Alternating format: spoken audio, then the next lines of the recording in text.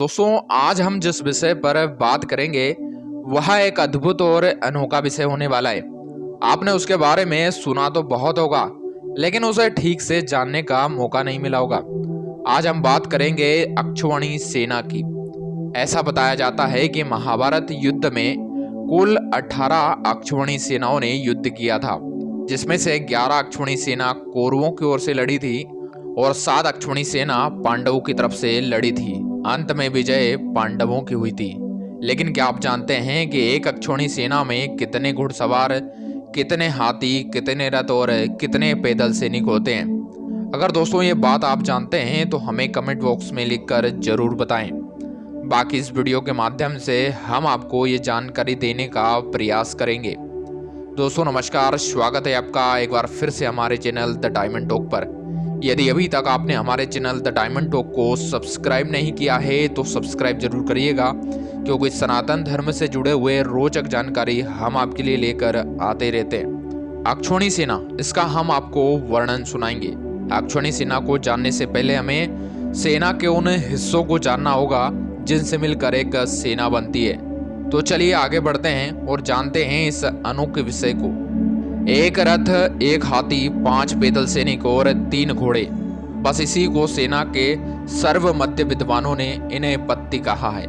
इसी पत्ती को जब 3 गुना कर देते हैं या तिगुनी संख्या को विद्वानों ने सेना का मुख कहा है। 3 सेना मुख को एक गुल कहा जाता है। 3 गुल एक गण होता है और 3 गण एक वाहिनी होती है।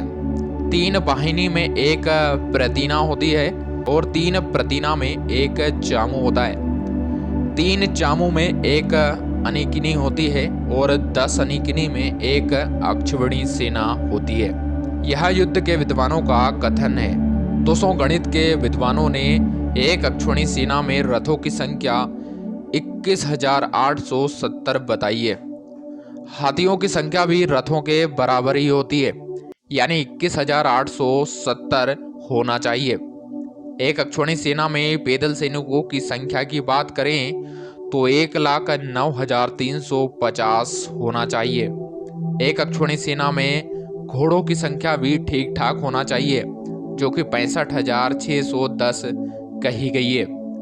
संख्या का तत्व जानने वाले विद्वानों ने इसी को अक्षौहिणी कहा है, जिसे मैंने आप सभी को विस्तार पूर्वक आसान शब्दों में बतलाया है। श्रेष्ठ ब्राह्मणों की गणना के अनुसार कौरव पांडवों दोनों सेनाओं की संख्या 18 अक्षौहिणी थी।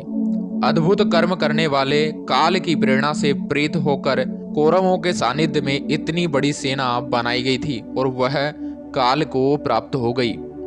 अस्त्र शस्त्र के सर्वोपरि मर्मज्ञ भीष्म पितामह ने 10 दिनों तक युद्ध किया और पांडवों से अपनी कौरव सेना की रक्षा की थी। पितामह भीष्म ही पांडवों के रास्ते में सबसे बड़े अवरोध थे, जिन्हें 10वें दिन मार्ग से हटाया गया।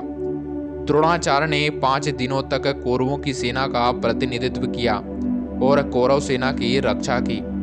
द्रोणाचार्य कौरवों की तरफ से युद्ध करने वाले सबसे बड़े शूरवीर योद्धाओं में से एक थे। गुरु द्रोणाचार्य ने चक्रव्यूह की रचना करके पांडवों को ये बता दिया कि यह रास्ता आसान नहीं है। उनके रहते हुए युद्ध को जीतना तो दूर, पांडव अपनी रक्षा भी नहीं कर पाएंगे। इसके पश्चात शत्रु सेना को पीड़ित करने वाले वीर दानवीर कर्ण ने 2 दिनों तक सेना का प्रतिनिधित्व किया था और युद्ध किया, जिसे पांडवों ने अपना अंतिम कुंडक मानकर पूरी जान से कर्ण के साथ युद्ध किया। इसके बाद सेनापति बने शल्य महारथी कर्ण के सारथी के रूप में अपनी भूमिका निभा चुके थे, जिन्होंने आधे दिन तक युद्ध किया था और शाम तक वह भी वीर गति को प्राप्त हो गए थे। इसके पश्चात दुर्योधन और भीमसेन का परस्पर गदा युद्ध आधे दिन तक होता रहा। यह 18वें दिन की बात है। 18वें दिन दुर्योधन के वध के उपरांत पांडव निश्चिंत होकर अपने शिविर में सो रहे थे। 18वां दिन बीत जाने के बाद रात्रि के समय अश्वत्थामा, कृतवर्मा और कृपाचार्य ने निसंकोच सोते हुए युधिष्ठिर की सेना में 5 पांचाली पुत्रों का वध कर डाला। धृष्टद्युम्न और शिखंडी भी उनके द्वारा मारे गए। तो दोस्तों, ये था अक्षौहिणी सेना और महाभारत युद्ध का वर्णन। आशा करता हूँ आपको यह वीडियो पसंद आया होगा। ऐसे ही और भी वीडियो पाने के लिए आप हमारे चैनल को लाइक करें, शेयर करें और सब्सक्राइब जरूर करें। दोस्तों, हमारे चैनल द डायमंड टॉक पर हम सनातन धर्म से जुड़े हुए रोचक वीडियो लगातार आपके बीच में लाते रहते हैं। तो मिलते हैं फिर से किसी खास वीडियो में। तब तक के लिए आप सभी लोगों को जय श्री कृष्णा।